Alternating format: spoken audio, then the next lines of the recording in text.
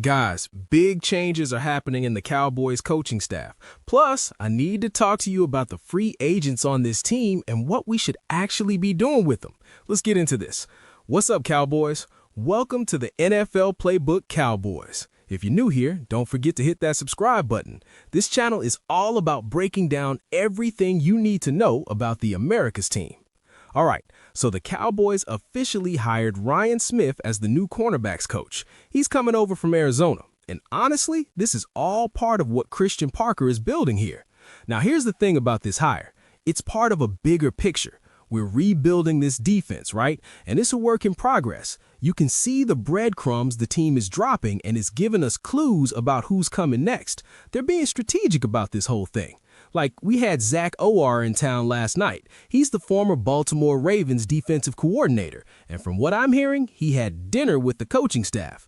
I don't know where they went, but they sat down and talked. That's a big deal, you know, because Zack Orr knows defense. He knows what it takes to build something solid. But hold on, because while we're making hires, we're also losing people. Ramon Chinyoung, who was our assistant offensive line coach, he just left to go join Mike McCarthy with the Steelers. Pittsburgh just poached one of our guys.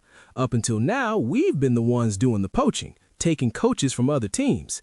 This is the first time we've actually lost somebody in this whole coaching cycle, and it's to McCarthy's new team. That's interesting, isn't it?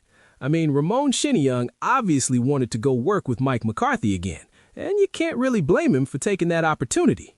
The coaching carousel around the NFL has been absolutely wild this year. I mean, it's legendary at this point. Teams are moving pieces around like crazy. The Eagles, they finally got their offensive coordinator after getting rejected multiple times. They hired Sean Mannion from the Packers. He was their quarterback coach. Tennessee introduced Robert Saleh to the media. The Ravens got Jesse Minter, who was the Chargers defensive coordinator, and he's telling people Baltimore was the job he wanted all along. So that's where we're at with the coaching staff. We're building something here, but it's not complete yet. The defensive staff is still fluid, still coming together, and we're waiting to see who else joins this thing. But now, let me talk to you about something that's honestly been on my mind, our free agents. We've got some serious decisions to make here, and I want to break down what I think we should do. First up, let's talk about George Pickens. Should the Cowboys extend him? My take on it? They should. They absolutely should. Now, will they? I don't know. I honestly don't know if they're going to pull the trigger on that, but I think they need to. Think about how we build a team, right? We put so many resources on offense. We got so much money tied up in Dak. We got so much money in CeeDee Lamb, and we don't have a lot of money on defense. So when you look at the balance of this roster, you could make the argument that we shouldn't be extending more offensive players. But here's the thing. George Pickens is worth it if we can make it work financially.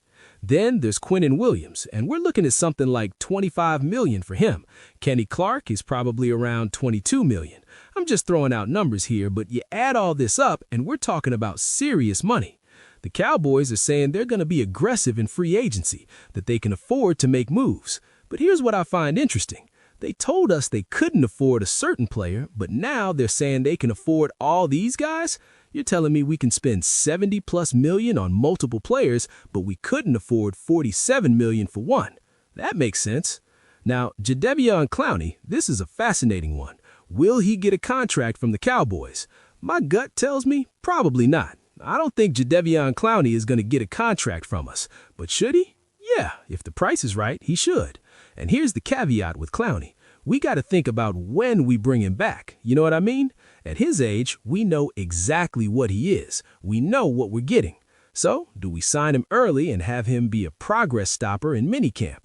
Do we wait until OTAs, training camp, or do we wait until the season starts to bring him back? Because honestly, we don't need him for all those practices. We know what Jadeveon Clowney can do.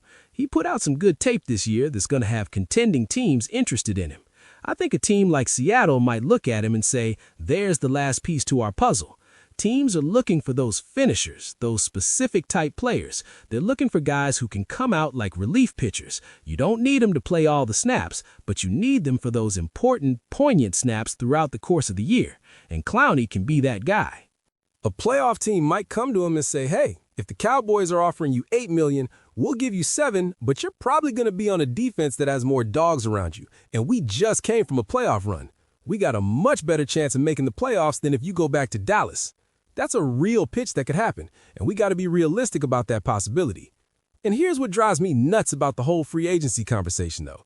The Cowboys keep talking about what they can and can't afford, but the math isn't matching. They're telling us they're going to be aggressive, they can make moves, but then we hear about all these restrictions. It's like, which one is it? Can we compete for these guys or not? I think we should extend George Pickens if we're serious about this offense. We should bring back Clowney on a smart deal, maybe later in the process when the price comes down and we can use him strategically. As for the other guys, we got to look at each situation individually and figure out what makes sense for the long-term build of this team.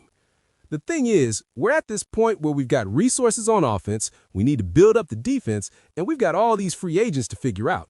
The coaching staff is coming together piece by piece. We're making hires, we're losing some guys, and we're trying to put together something that can actually compete.